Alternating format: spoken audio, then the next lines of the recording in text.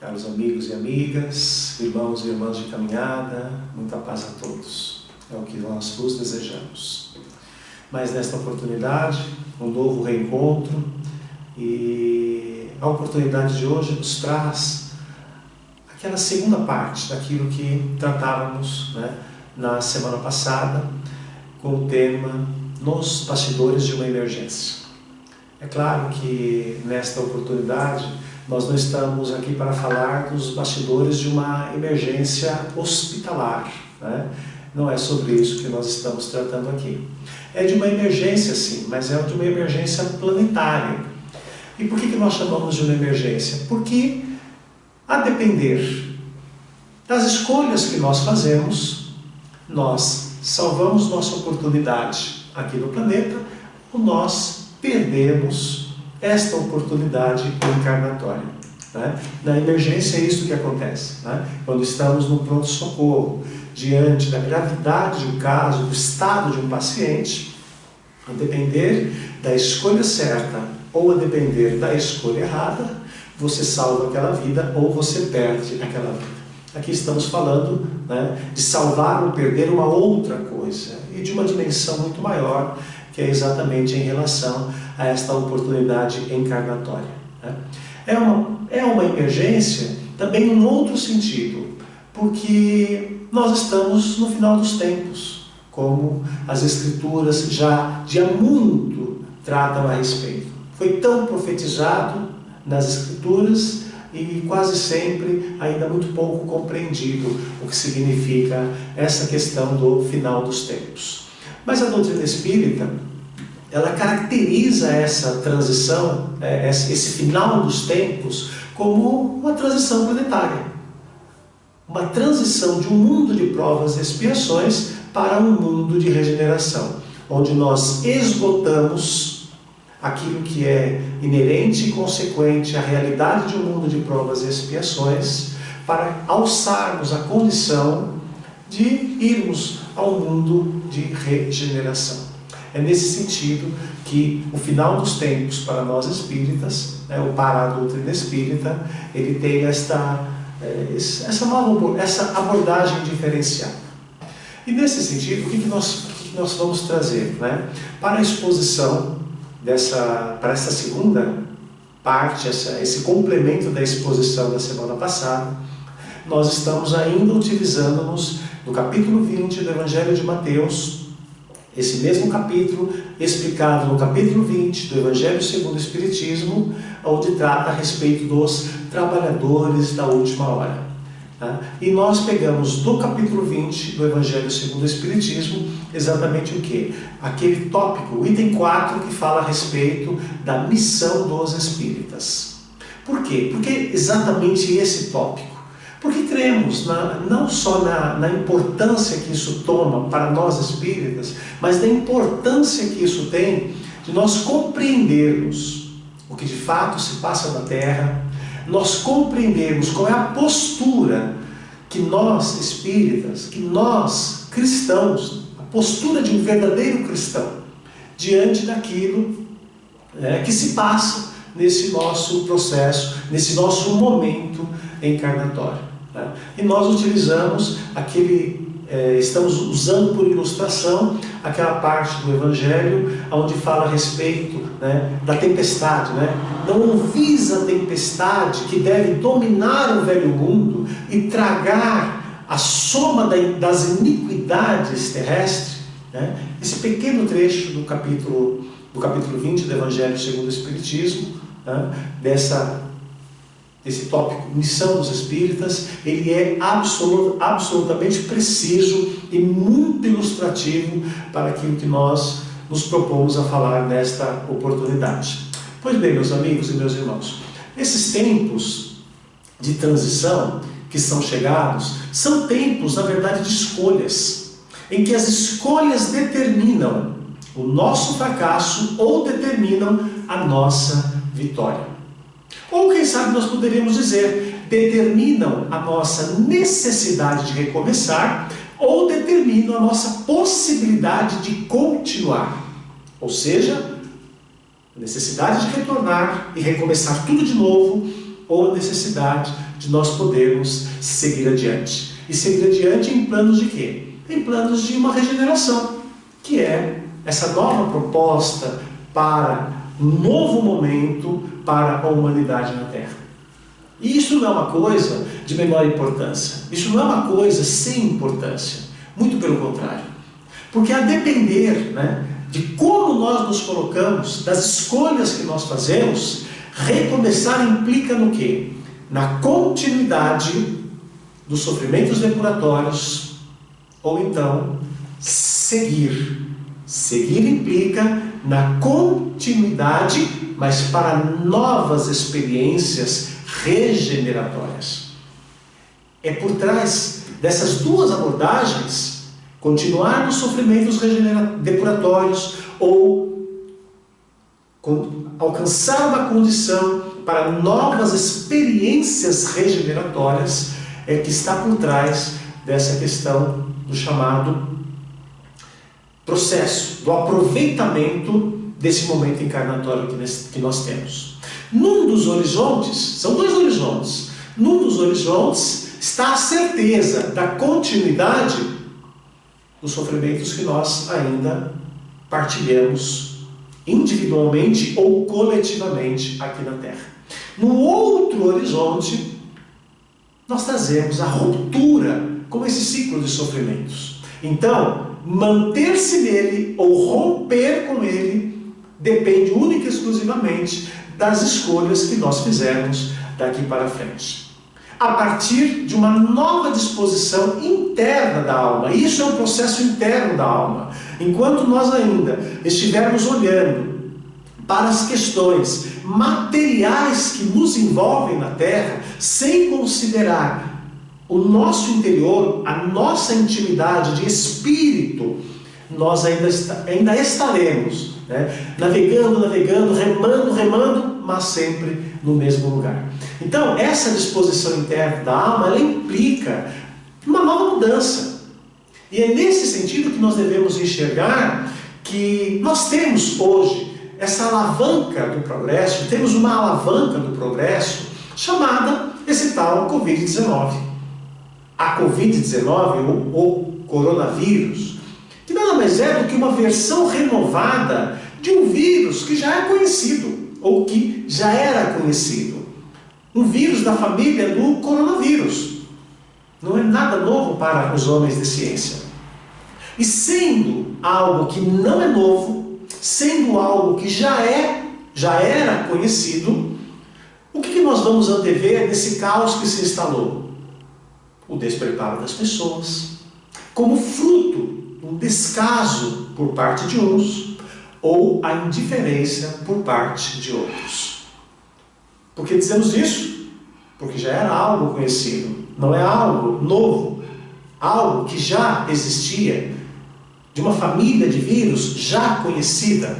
Então é muito importante que nós compreendamos que esse processo todo é uma grande alavanca do progresso moral para todos nós. Se por um lado a ciência trará avanços para solucionar, dirimir os grandes problemas no que diz respeito à parte física, material da humanidade, não tenhamos dúvida que junto deste pacote nós também encontraremos já estamos encontrando motivos para um reposicionamento do nosso olhar, das nossas escolhas, dos caminhos que nós estamos trilhando nesta terra.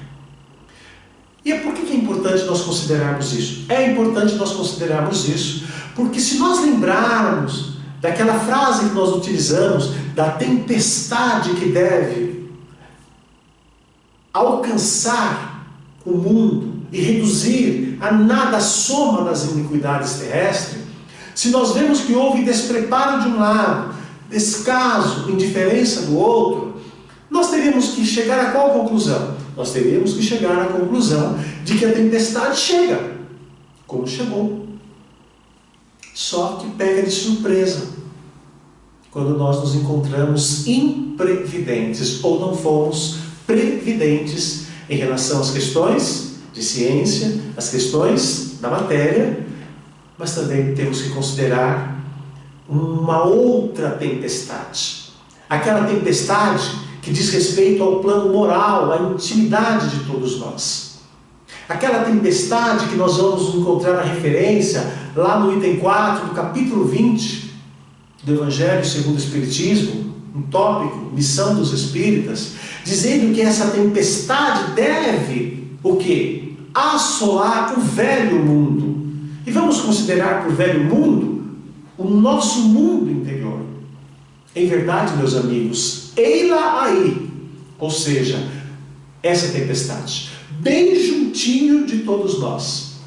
Aquela mesma tempestade a que Jesus se refere na parábola da casa construída sobre a rocha. Lembra-se dessa passagem do Evangelho?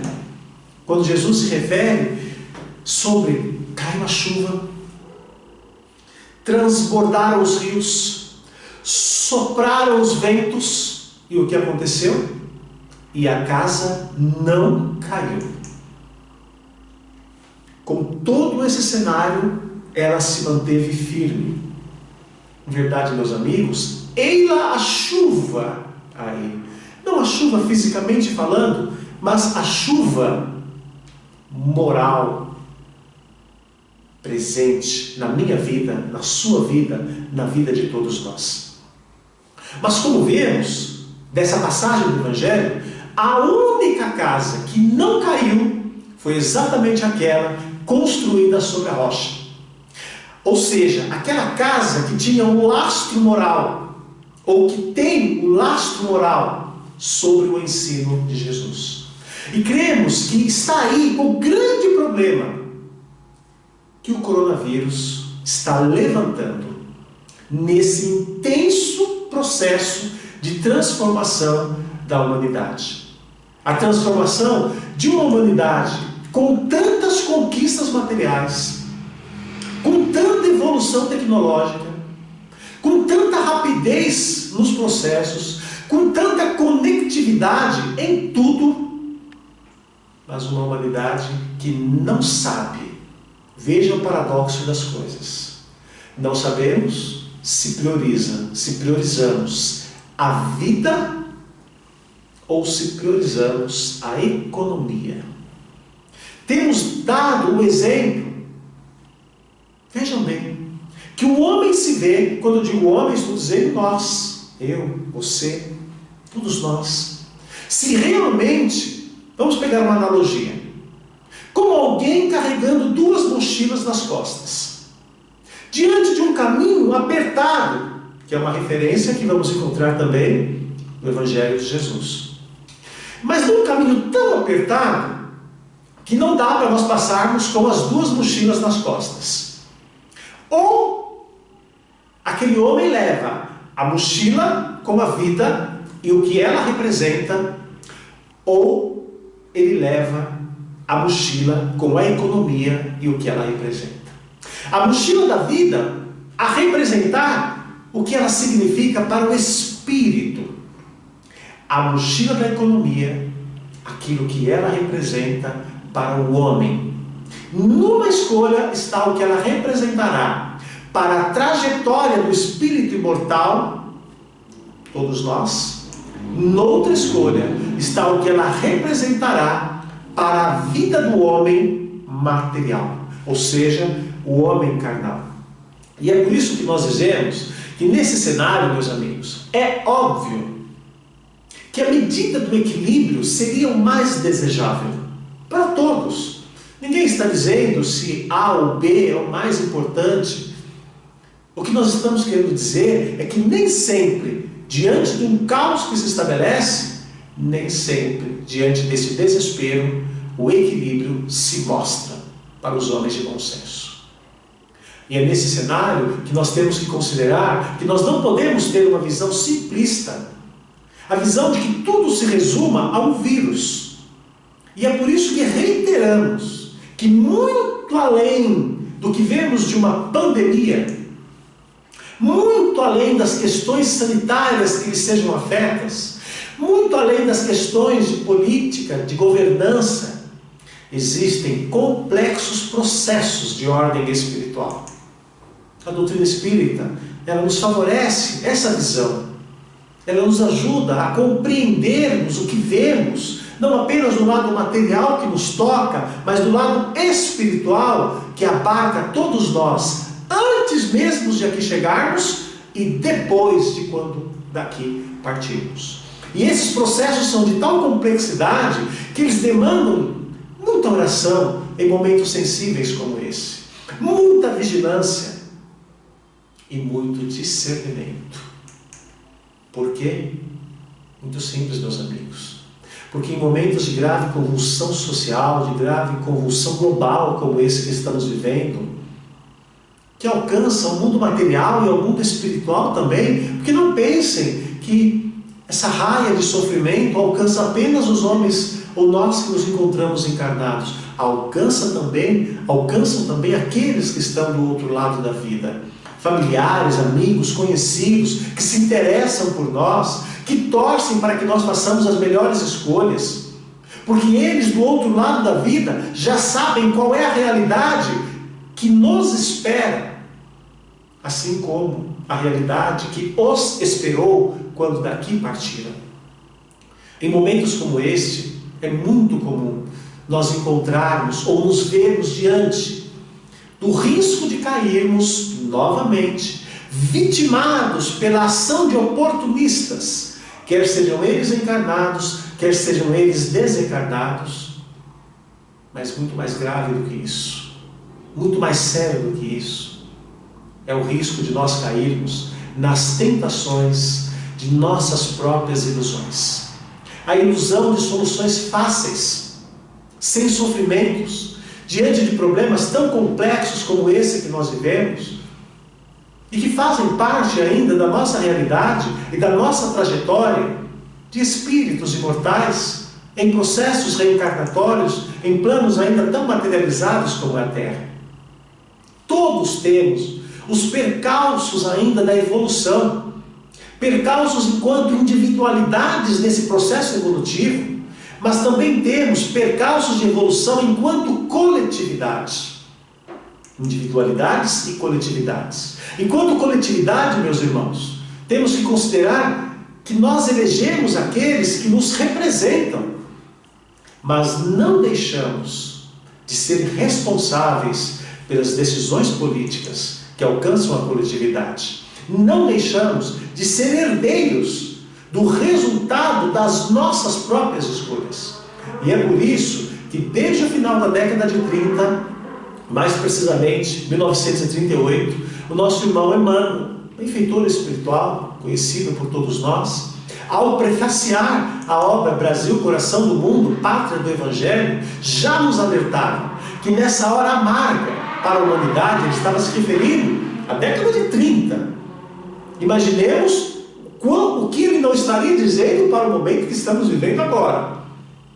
Nesta hora amarga, ela demanda muita oração para os nossos governantes, porque nas decisões deles, eles que nos representam a paz na terra ou a guerra na terra. E de nossa parte, meus amigos, como trabalhadores desta última hora, cremos na necessidade de termos uma postura cristã. Uma postura daquele que no bom combate, mas o bom combate moral, não aquele bom combate da palavra, da ofensa, da agressão, como temos visto tanto em todos esses momentos que estamos passando, em todas as coberturas telejornalísticas, em todos os recantos, em todos os cantos, as pessoas discutindo, mas não discutindo ideias, discutindo pessoas. Não é assim que se combate o mal. O bom combate moral é aquele que distribui a palavra de concórdia. O bom combate moral é aquele que parte do número de aflições que consola e não de aflições que gera. O bom combate moral é aquele que parte dos gestos de verdadeira abnegação pelo outro, os gestos de verdadeira abnegação pelo próximo. E esses gestos, eles partem necessariamente do desprendimento pessoal. Aquele desprendimento que muitas vezes nós nos veremos tendo que sacrificar o nosso próprio conforto. Que muitas vezes nós teremos que sacrificar a nossa própria vida por amor ao próximo. Não é o que nós estamos vendo? Irmãos médicos, irmãos enfermeiros, desencarnando por amor ao próximo, por acreditarem na profissão que abraçaram, mas acima de tudo, pelo carinho e pelo desejo de salvar ao outro. Esse é o verdadeiro sentido do amor. E muitas das vezes nós teremos que sacrificar até mesmo a nossa própria vida para poder alcançar a salvação de outra. Qualquer que seja, meus irmãos, qualquer que seja o olhar ou a direção para a qual nós firmemos o nosso olhar, não é questão se nós salvaremos a nossa vida neste momento. Espiritualmente falando, é a questão se nós perderemos quantas vidas, se egoisticamente falando, pensarmos em salvar apenas a nossa. Quantas oportunidades nós estaremos matando, oportunidades reencarnatórias. E é nesse sentido que, diante dessa tempestade, aquela tempestade que o Evangelho diz que deve abraçar o velho mundo e reduzir ao nada as iniquidades terrenas, nós precisamos ter a consciência, aquele discernimento cristão para fazermos as escolhas certas. Precisamos de um olhar de profundidade, um olhar de longevidade, porque é esse olhar de profundidade, esse olhar de longevidade que nos permite fazer as escolhas corretas. Um olhar que a doutrina espírita nos assegura. Um olhar que Jesus já nos assegurava há mais de 2000 anos. Mas se a doutrina espírita já nos assegura esse olhar, pouco mais de 160 anos, tenhamos a convicção, meus irmãos, que esse mesmo olhar de longevidade e de profundidade, ela também nos assegura e nos alerta que dentre os chamados para o Espiritismo, muitos se transviaram. Olhem como isto é sério. E muitos se transviaram pelo quê, meus amigos? Seja por subestimar os bastidores de nossa própria alma, as necessidades que nós trazemos de reformas, reforma moral, de reforma íntima, de subestimarmos como isso é imprescindível, ou seja, por subestimarmos os bastidores espirituais que circundam a nossa vida. Bastidores de um estado íntimo, não aparente, bastidores de um mundo material, não aparente, mas absolutamente um mundo real. E nele, meus amigos, a ingenuidade não é bom companheiro e muito menos bom conselheiro para um trabalho espiritual que nos compete a todos nós, trabalhadores dessa última hora. Porque é um trabalho de amor, é um trabalho de sacrifício, é um trabalho em que muitas vezes nós teremos que ter, ou teremos que tomar, amargas decisões, amargas escolhas. É um trabalho difícil, por quê? Porque é um trabalho de desconstrução de uma consciência muitas vezes envelhecida. É um trabalho de reconstrução, ou de construção daquela casa a que Jesus se refere, construída sobre a rocha. Que venham os ventos, que venha o rio, mas ela se manterá de pé. Esta é a casa moral. É isto que Jesus nos recomenda há mais de 2000 anos. E nesse sentido, meus irmãos, isto não é um conto de fadas. É uma realidade sacrificial. Falamos hoje de um momento ímpar no país, um país com profundas e complexas desigualdades sociais. Quem não sabe disso? Profundas e complexas desigualdades econômicas. Um país politicamente extremamente polarizado hoje, de uma polarização, ou seja, de uma população extremamente dividida entre eles e nós, como se fôssemos filhos de pais diferentes, quando na verdade somos filhos de um mesmo Pai que é Deus. Estamos falando de um país em que as instituições de poder muitas vezes parece que funcionam, mas nem funcionam para tudo e nem funcionam para todos. Estamos falando de um país com seguidos governos, muitos deles com um viés populista, que se abraçaram com uma cultura da corrupção.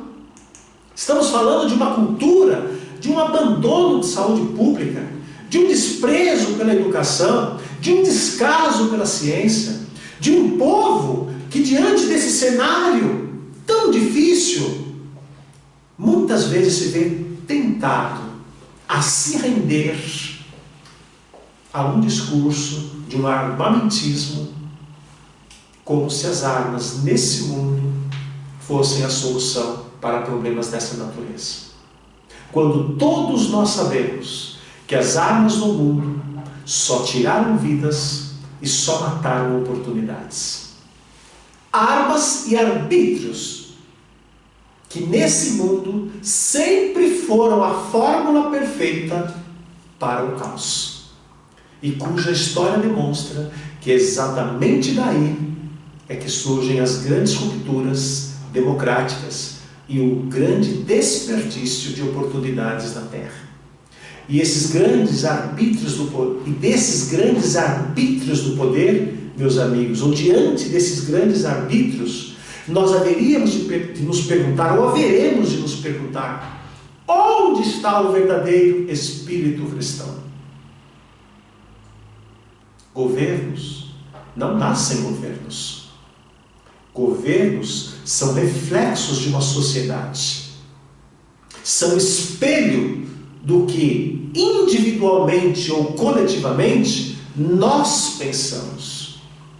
É daí que vem o ditado: cada povo tem o governo que merece. Por certo, meus amigos, que alguns dirão: mas o Brasil é a pátria do Evangelho. O Brasil é o coração do mundo. Outros afirmarão: Jesus está no leme desse barco. É verdade. Mas nestas complexas e entranhas desses bastidores espirituais não cabe uma visão romântica da vida, nem cabe uma visão ingênua, nem romântica, nem ingênua. Por quê? Porque não se trata de discutir se Jesus está no leme. Todos nós sabemos que Ele está no leme. Se trata sim de nós reconhecermos que nesta embarcação, que tem um comandante seguro, que é Jesus, mas uma embarcação em mares bravios, em noites ainda de trevas, há quem pule pelo canto da sereia, há quem caia pela falta de atenção, e há quem fuja pelo desespero. E isto, meus amigos, meus irmãos, desde os primeiros tempos do cristianismo, a história dita que se alguns resistiram até a morte por amor à verdade, a mesma história dita que muitos recuaram e desistiram pelo temor da morte e pelo temor do sofrimento. Portanto, não é a questão de qual é a destinação deste país, e nem do Cristo na sua direção espiritual. É uma questão das escolhas que nós estamos fazendo, ou que nós deveremos fazer, enquanto individualidades e enquanto nação. Lembremos o que nos diz o Espírito Emmanuel na obra Brasil, Coração do Mundo, Pátria do Evangelho, ou melhor, na obra A Caminho da Luz, também psicografia do médium Francisco Cândido Xavier, assegurando-nos que o Império Romano foi grande. Aliás, ele fala que foi tão grande e de tão maravilhosa unidade, palavras do nosso irmão Emmanuel, que poderia ter feito ou ter levado a efeito a fundação de um Estado único na superfície do mundo. Mas não obstante todo o esforço e toda a proteção do alto, depois das suas guerras, desapareceu num mar de ruínas. E da orgulhosa cidade dos imperadores só restaram ruínas. Só restaram os seus desvios morais. E dos seus desvios morais só restaram a escravidão e pedras sobre pedras.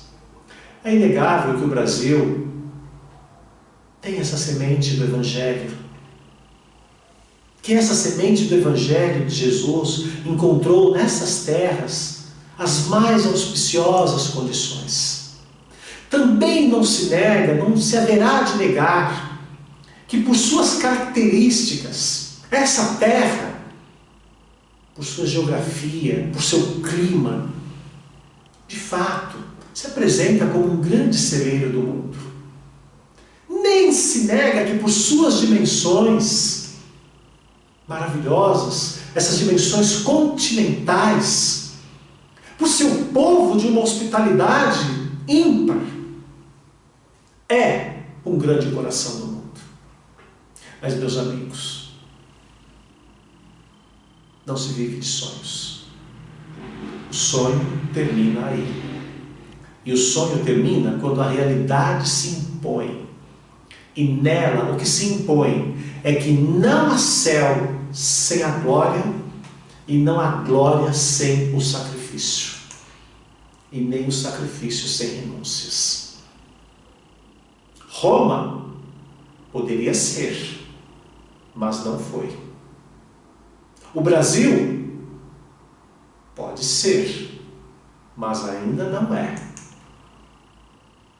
Nós queremos ser, mas ainda não somos herdeiros de uma nova era nessa terra.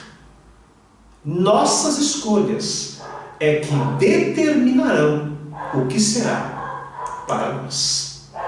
Uma coisa é fato: o vírus da Covid-19 instala-se ou instalou-se na sociedade global.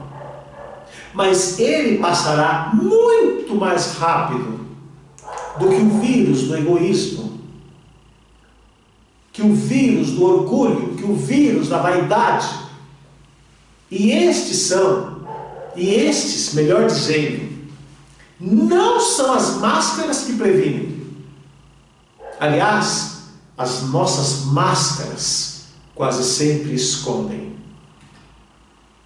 Também não é o álcool que haverá de eliminá-los, porque todos eles encontram-se instalados na nossa mente e no nosso coração.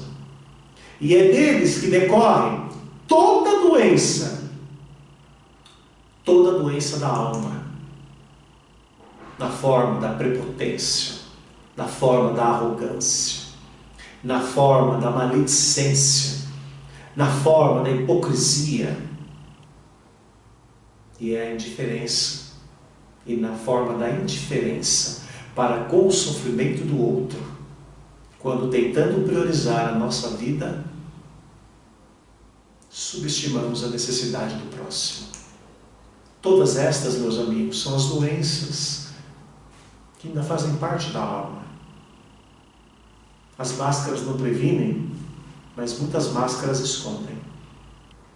O Brasil, por certo, ele tem uma destinação espiritual. Mas não nos esqueçamos que o vírus das paixões humanas, ele é bem mais perigoso e é bem mais resistente dentro de cada um de nós. E esse vírus já está há milênios acompanhando-nos na nossa trajetória encarnatória no planeta. E se o vírus, ou melhor, se esse tal coronavírus teve a força de parar os povos, as nações, o vírus das paixões tem a força de derrubar as nossas mais nobres esperanças. Tem a força de derrubar os nossos mais nobres sonhos. Porque ninguém vive de sonhos. Nós vivemos da realidade. Nesta realidade, aqui ou alhures, o nosso futuro, ele dependerá das escolhas que nós fazemos hoje. É por isso que nós sempre dizemos, ninguém vive do passado porque ele já está escrito. Ninguém vive também do amanhã ou das nossas expectativas, dos nossos sonhos, porque ainda não estão escritos. Nós vivemos do que nós fazemos hoje. O que nós estamos fazendo hoje é o que redundará o nosso amanhã. Nosso futuro, feliz ou infeliz, depende das escolhas de hoje. E é nesse aspecto que nós temos que ter muita consciência. Quais escolhas estamos fazendo? Porque enquanto nós sonharmos com uma nova era, e a gente gosta de encher a boca, né? De encher o peito para falar isso, mas enquanto nós sonharmos com uma nova era, mas nós ainda dormirmos abraçados com as velhas paixões, é com o resultado das paixões de uma velha era que certamente nós acordaremos. E é um momento de transição planetária marcada por grandes conflitos ideológicos, ânimos exacerbados, uma verdadeira guerra entre a luz e as trevas, entre aquilo que nós dissemos, o eles e nós, o eles encarnados e os nós encarnados, o eles desencarnados e os nós encarnados, e assim sucessivamente. E nós que há tantos anos vivemos o dia a dia, nós espíritas, que há tantos anos vivemos o dia a dia espírita, nas aulas, dos cursos, das reuniões mediúnicas, das reuniões de desobsessão, todos nós sempre soubemos, convivendo com o testemunho contínuo dos espíritos, os espíritos do bem, os espíritos ainda nas faixas do mal, os espíritos da luz, os espíritos ainda nas faixas das trevas, sempre soubemos, por esses mesmos espíritos, que há muito tempo, certas falanges das trevas vêm envidando todos os esforços, todas as suas armas, para retirar do Brasil a sua aura pacifista, para retirar a harmonia das religiões, retirar esse baluarte da fraternidade.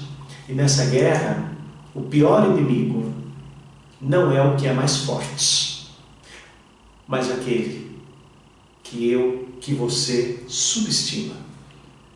Tem se subestimado a influência perversa de certos espíritos.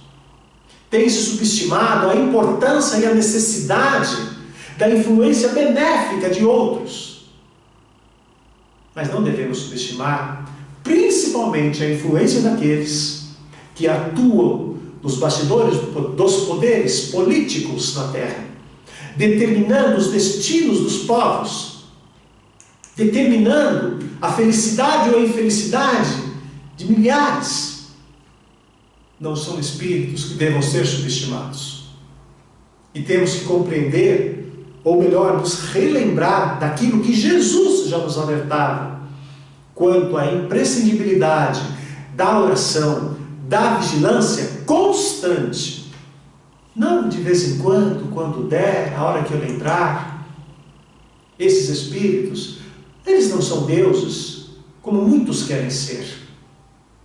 Mas eles se sentem donos da terra. Agem como verdadeiros demônios, sem pudores. E sem pudores instalam o caos, para alcançarem aquilo que eles desejam. Desculpem. E isto não é teoria. Não tomem isso como uma teoria da conspiração. Tomem isso como uma realidade. E uma realidade dura, nua e crua. E que nós não devemos subestimar essas questões. Porque subestimar isso pode custar o sofrimento ou pode custar a felicidade. Pode custar o sofrimento de um paciente na emergência, que nós começamos falando, e pode custar o seu encaminhamento para uma regeneração. Porque, em verdade, meus amigos, o pior doente não é o detentor da pior doença, mas aquele que não reconhece a própria doença. E é por conta desta realidade entre o pior doente e a pior doença que nós, enquanto indivíduos, temos que reconhecer que ainda trazemos sérias enfermidades da alma. Temos-las também enquanto povo. Temos-las também enquanto nação, enquanto conjunto. Enfermidades coletivas que precisam da nossa atenção. E se muitos se perguntam quando o coronavírus vai embora, nós poderíamos nos perguntar também: quantas e quais as doenças que nós ainda não reconhecemos dentro de nós, dentro do nosso coração? E isso é muito importante. O cenário do Brasil inspira, certamente, muitos cuidados, muita oração, muita vigilância, para que estas mentes doentias que transitam nos bastidores espirituais, em todos os bastidores espirituais, para que essas mentes não façam de um caos da saúde pública, um caos da desordem, onde a intolerância, onde as armas sejam vistas como solução para uma nação. E isso nós temos que ter muito cuidado, porque é muito fácil nós rompermos a linha que separa a sanidade da loucura.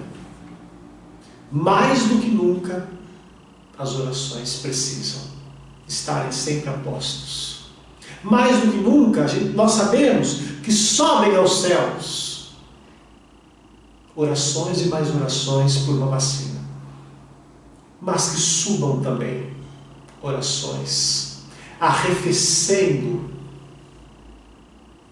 o extremismo entre os homens, entre nós, quem sabe, arrefecendo os ânimos belicosos de encarnados e de desencarnados, para que esses espíritos das trevas possam ser contidos, não pela medida da força das armas, mas que eles possam ser contidos pela força do amor, que, como dita o Evangelho, cobre multidão de pecados. Oremos também, oremos pelos políticos que nos representam,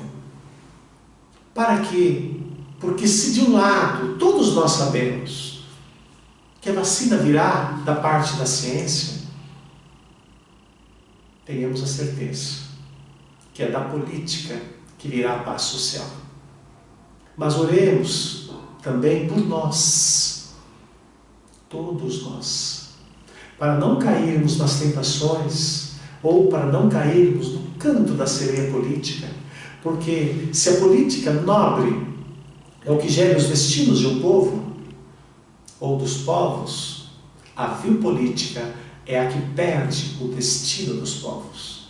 A política é necessária, ninguém subestima a sua importância, mas ela não é para qualquer um.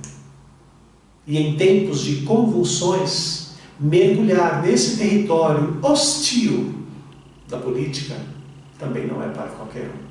E quando falamos em território hostil, meus amigos, nós estamos falando daquele território em que debate vira embate. E quando vira embate, embate de palavras, embate que agride, embate que menospreza, quando nós entramos nesse território, é nós nos sujeitarmos voluntariamente ao desequilíbrio. Bem já nos alertava o nosso irmão Allan Kardec em um artigo que ele publica na Revista Espírita de 1862, fevereiro de 1862, e que eu tomo a liberdade dos irmãos para ler, quando o nosso irmão, veja, nosso irmão Allan Kardec falando, já em 1862, devo ainda vos chamar a atenção para outra tática de nossos adversários, a de procurar comprometer os espíritas, induzindo-os a se afastarem do verdadeiro objetivo da doutrina, que é o objetivo moral, para abordarem questões que não são da sua competência e que poderiam, com razão, despertar suscetibilidades e desconfianças. Também não vos deixeis cair nessas armadilhas. Afastai de vossas reuniões tudo quanto disser respeito à política e às questões irritantes. Nesse caso, as discussões não levarão a nada e apenas suscitarão embaraços, enquanto ninguém questionará a moral, quando ela for boa. Procurai no Espiritismo aquilo que vos pode melhorar. Eis o essencial. Quando os homens forem melhores, as reformas sociais verdadeiramente úteis serão uma consequência natural. Allan Kardec, Revista Espírita, 1862. Vejam como se fossem palavras para hoje. Em verdade, o melhor para o momento que nós vivemos é nós sermos prudentes, para que o desequilíbrio da velha política, dessa política ainda tão comprometida com o velho e não com o novo, para que isso não se instale nos nossos grupos espíritas, nas nossas casas espíritas, mas que isso também não corrompa os nossos corações. É o único meio de nós não nos perdermos, ou não perdermos o foco do que é a missão essencial para o espírita, e a missão essencial do Espiritismo. Nesse momento tão sensível para todos nós, e principalmente para o povo brasileiro, vamos chamar dessa forma, uma nação que pode, e que não tenho dúvida, é uma esperança para muita coisa nesta terra. Mas não nos esqueçamos do exemplo que Emmanuel nos lembra em relação à grande Roma. Senhora das grandes conquistas, senhora de grandes esperanças, tutelada por espíritos nobres, mas arruinada pelas suas próprias mazelas. Sem dúvida precisamos de uma vacina. E nisto, como não recordarmos de uma frase de nossa irmã Madre Teresa de Calcutá. Ela, certa feita, foi perguntada como ela fazia para lidar com tantas doenças, com tantos doentes, coisas tão sérias, sem se contaminar. E é de uma genialidade, de uma inspiração a resposta que ela dá, que eu, quando ouvi essa resposta, eu fiquei pensando, nossa, que espírito. Ela respondeu simplesmente assim: tenho água e sabão,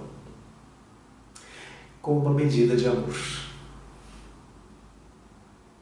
Tenho água e sabão, com uma medida de amor. Bom, a nossa irmã, com certeza, ela só precisava de uma pequena medida, né? Uma medidinha de amor, né? Acho que nós precisamos de uma medida um pouco maior, ou um pouquinho maior. Mas não de qualquer amor, meus irmãos. Aquele amor que está na aplicação irrestrita do Evangelho de Jesus. Aquele amor que contém tudo que nós necessitamos. Que necessitamos para as doenças do corpo, mas principalmente que necessitamos para as doenças da alma. Porque Ele, o Cristo, Jesus, é o nosso modelo por excelência. Um modelo para todos nós, trabalhadores desta última hora. Para todos nós que nos inscrevemos na sua seara como cristãos. E o verdadeiro cristão é aquele que, diante das adversidades do caminho, olha para frente, olha para o céu, confia em Deus e sabe que a fé remove montanhas. É desta fé que nós estamos precisando. E se falamos de uma emergência global, não nos esqueçamos que talvez existam outras emergências recolhidas no âmago de nosso espírito e que precisem da mesma atenção. Não subestimemos que certos vírus da alma não serão prevenidos com as máscaras, ao contrário. Precisamos tirar certas máscaras para que esses vírus sejam vistos e recebam a nossa atenção. Acreditemos que nas emergências do Espírito é quando mais e melhor nós precisamos daquela medida que a nossa irmã Madre Teresa citou. Uma medida de amor, uma medida de fé, podem fazer as grandes transformações que nós precisamos diante de uma nova era que já está no horizonte, mas que depende das escolhas que nós fizermos. A depender das nossas escolhas, carimbamos o nosso passaporte para esta nova era na Terra, ou habilitamos-nos a continuar ainda dentro de um ciclo de provas e expiações, quem sabe em outras paragens. Que Jesus abençoe a todos, muita paz em vossos corações. Uma boa noite.